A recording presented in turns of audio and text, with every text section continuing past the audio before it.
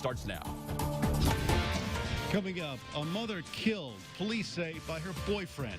Find out how they say social media helped them solve the case. Plus, drama at a daycare. Why this door wasn't secure? Why was my child running into traffic? A mother upset after she says her toddler walked out the door of the daycare. We're going to take a look at the surveillance video to see how it all played out.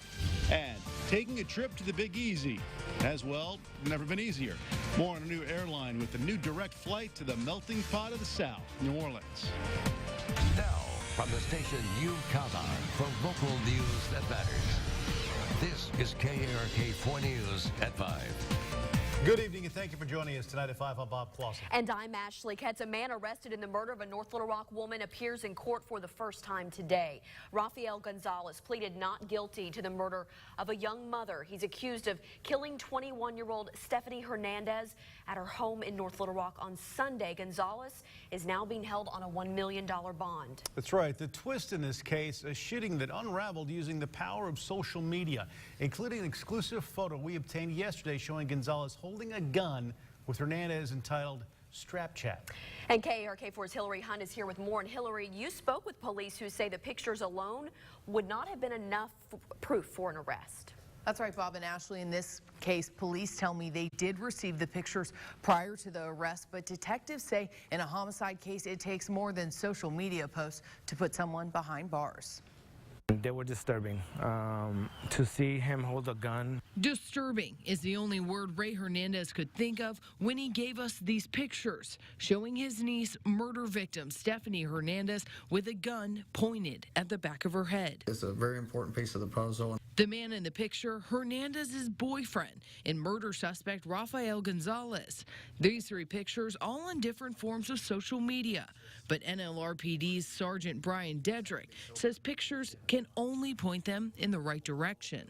It always helps, but predominantly we're always going to, start from scratch with our case, interview witnesses, interview people in the area. According to the arrest affidavit, a friend told North Little Rock police Gonzalez accidentally shot Hernandez and that he routinely plays around with a pistol. Defense attorney Bill James says photos like these can be a key factor in a jury's decision to lock a suspect up. You have pictures of yourself on Facebook or Snapchat or Twitter that's relevant to your case, that hurts your case, it can be very bad. Obviously, people that aren't supposed to have guns, showing guns, that probably comes up as much as anything else. And in Gonzalez's case, he's a convicted felon and not allowed to possess a firearm. Sergeant Dedrick says pictures and the hard work from detectives have put the man they believe is responsible behind bars. That's a very big part of it. And then somebody identifies that person and, that pretty much solves the case. Now, like I mentioned earlier, Gonzalez is a convicted felon and will have a firearms hearing tomorrow. Guys, back to you. All right, Hillary, thanks very much. A concerned parent says her toddler made an escape from daycare running out the front door. But the daycare says otherwise. Because Safety Matters, KARK4's Isabella Mueller looks deeper into this story, trying to find out how this could have happened, Isabella. Speaking with a mother today, she is still emotional, remembering the sight of her son running out of the daycare doors. And she says she wants answers on how this could have happened. My child could have been dead. Adrienne Otis says her 3-year-old son escaped from daycare running out the front door and toward the street. Otis says she got to him before a car did. Why this door wasn't secure? Why was my child running into traffic?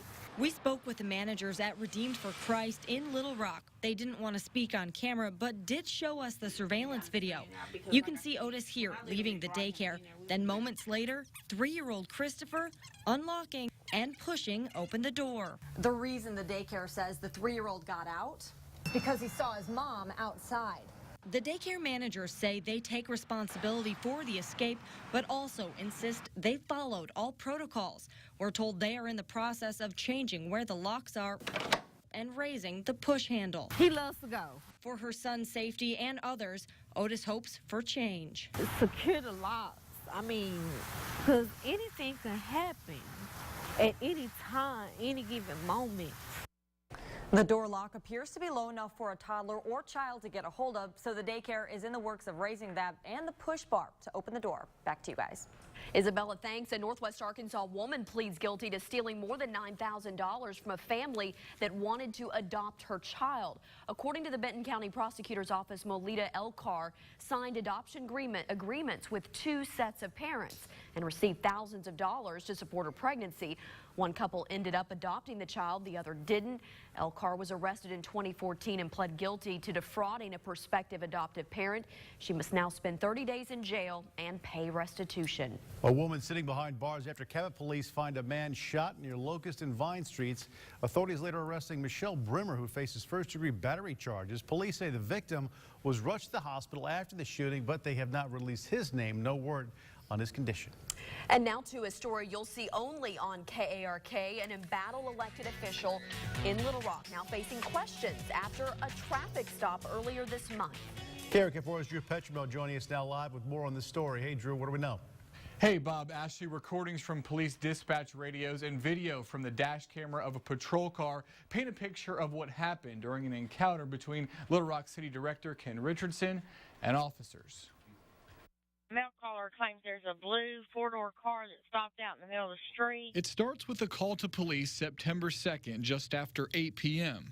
Then an officer arrives at the scene off Sage Meadows Drive in southwest Little Rock. He finds City Director Ken Richardson in his car and radios back to dispatch. The subject appears to possibly be passed out in this vehicle. He may be on some narcotics. When officers make contact with Richardson, he seems disoriented. Where's your family at? Yeah, across the street. They live across the street? Yeah. Your family? Yeah. But Richardson is actually about 5 miles from his listed address, and the people living across the street say they don't know him. You wouldn't happen to know Mr. Richardson, would you? Richardson? Okay, that's what I thought. Okay. He pointed out this house, but it's, you know, but I appreciate it. Now, Richardson declined to answer our questions for this story. Court records show Richardson pleaded guilty to DWI, a DWI charge after he was arrested in January. Sources say Richardson was driving with a suspended license at the time of that early September stop. But Richardson was released from this incident without any charges. Coming up at 6, we asked police why they're convinced this was a medical stop and why they didn't ask him about his suspended license. Bob, Ashley? Okay, we'll see you at 6. Thanks, Drew. The College Board announces today Arkansas students are improving when it comes to passing advanced placement exams. Of the percentage of students who scored a 3 or higher on this test, there was an increase for Hispanic, Asian, and Black students, with a slight decrease in performance for white students. If you want to read more about these results, just go to our website, arkansasmatters.com. And the Arkansas Association of Educational Administrators has named Dale Query, superintendent of Flippin School District, as the 2016 Superintendent of the Year. Query has served 42 years in the education field. He's now entered into the running for the National Superintendent of the Year. Because health matters, we first brought you the story of Julie McGovern, a woman who found the word faker scrawled on a piece of paper on her car after parking in a handicap spot.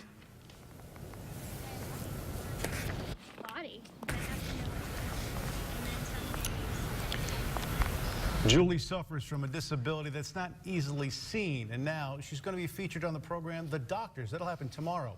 And take a look at the photograph right here. She's posing to Dr. Travis Stork and Dr. Jennifer Ashton.